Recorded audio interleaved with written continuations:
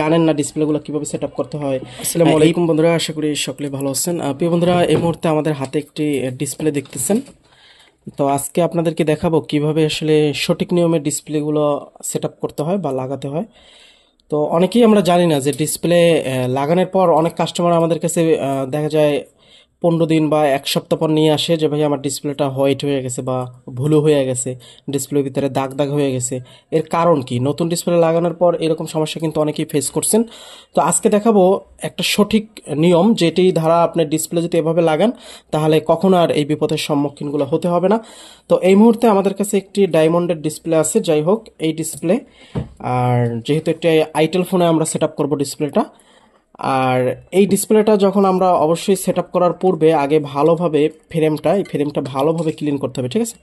এই চতুর্পাশে যাতে আঠা না থাকে, আঠাগুলো ক্লিন করতে হবে। যদিও আমাদের ফ্রেমটা ক্লিন আছে, বর্তমানে ক্লিন করে রাখছি যেহেতু ভিডিওটা যাতে লম্বা না হয় এই জন্য। তবে যে পন্থাগুলো অবলম্বন করতে হবে যখন আপনি গুলুটা দিবেন, ঠিক আছে?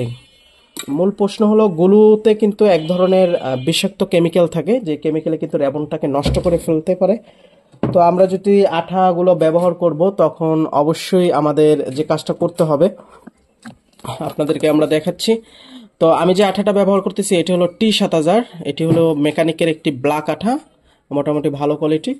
তো এই ব্ল্যাক আঠাটা যখন আমরা ফ্রেমে দিব তখন কোথায় কোথায় দিব, কোথায় কোথায় দিব না, এগুলোই কিন্তু টিপস, ঠিক আছে?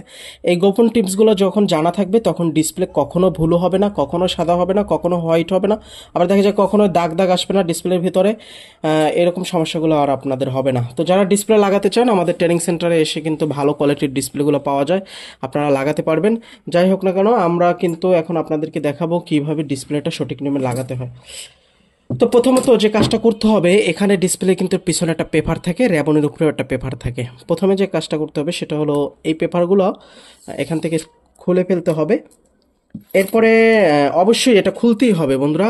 এই অবস্থায় অনেকেই এই পেপার অবস্থায় লাগাইয়া দেয়, লাগানোর পর হয় কি টাচে কাজ করে ওলট পালট, যেমন আপনি একে চাপ দিতেছেন 2 উঠতেছে, আবার যখন আপনি যে বিভিন্ন ইউটিউব ভিডিও দেখতেছেন বা ফেসবুক চালাচ্ছেন, যখন টাইপিং করতেছেন তখন দেখা যাচ্ছে ওলট পালট কাজ করতেছে। এর কারণই হলো বন্ধুরা, এই পেপারগুলো অনেক টেকনিশিয়ান ভাইরাই আছে যারা তুলে না, ঠিক আছে? না তোলার কারণে হয় কি, এগুলো আর্থিং থাকে না, কারণ এই র্যাবনের সাথে পিছনের বোটের আর্থিং সংযোগটা থাকতে হবে, তাহলে আর কি ওলট পালট কাজটা করবে না। আশা করি বুঝাইতে পারছি।